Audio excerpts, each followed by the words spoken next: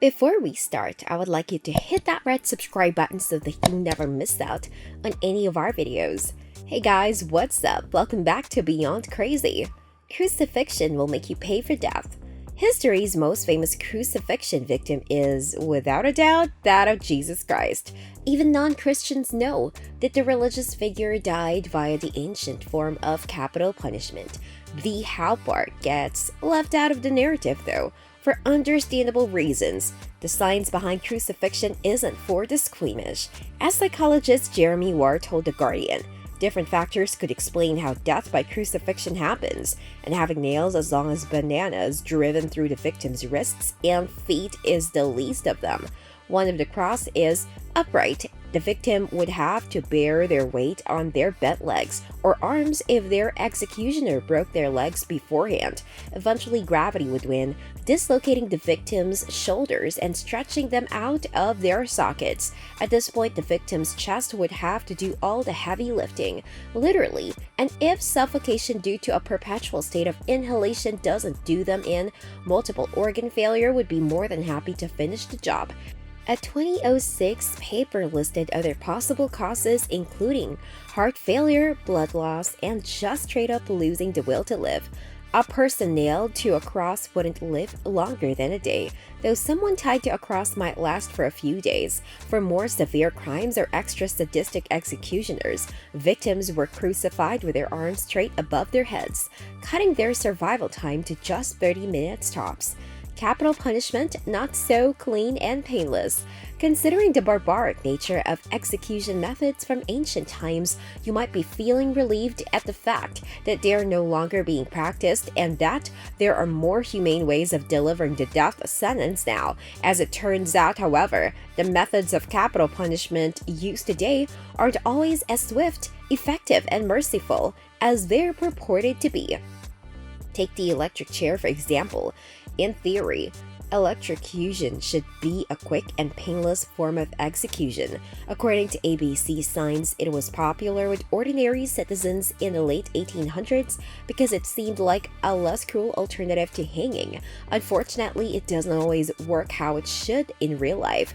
Live Science recalled how convicted murderer William Koremler became the first criminal to die by electrocution in 1890. It actually took 2 massive electrical jolts to kill him, with journalists reportedly writing about how Kemmler's dead body was charred and smoking.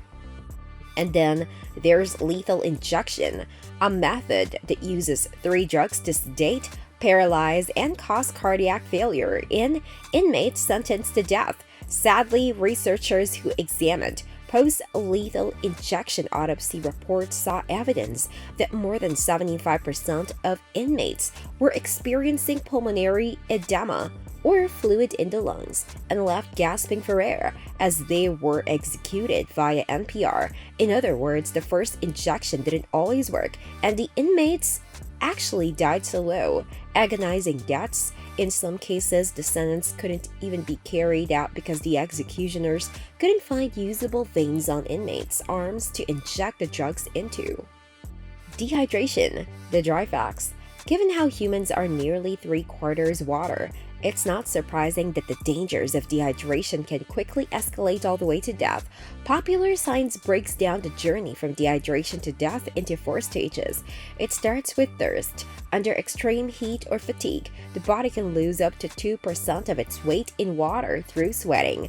Without fluid replenishment, bodily systems will start to go haywire as the person's blood volume drops. According to Scientific American, when the person stops sweating, they'll begin overheating. This is the second stage, where the person will start to lose consciousness and their skin will dry up. At stage 3, kidney and liver failure will kick in, seriously damaging organs and poisoning the person from the inside until the final stage or death.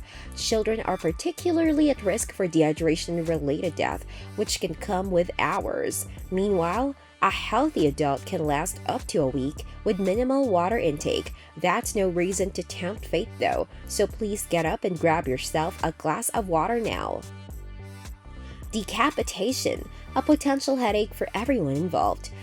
Decapitation, whether purposeful or accidental, may seem straightforward. The brain controls various bodily systems and functions, and it needs oxygen to do so. Thus, it makes sense that physically separating it from its oxygen supply would shut it down.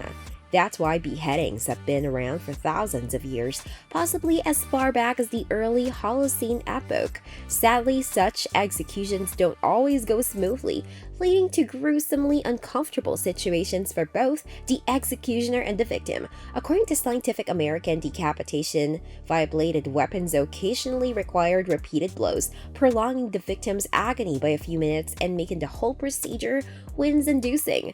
This led to the development and adoption of the guillotine in the late 1700s, a mechanism designed to sever the victim's head and life swiftly. However, there is rather disturbing evidence that the brain can actually live on for a bit post-decapitation. Based on tests involving smaller animals, consciousness may even continue for up to 4 seconds. This brings us to the end of our video. I hope you enjoyed it.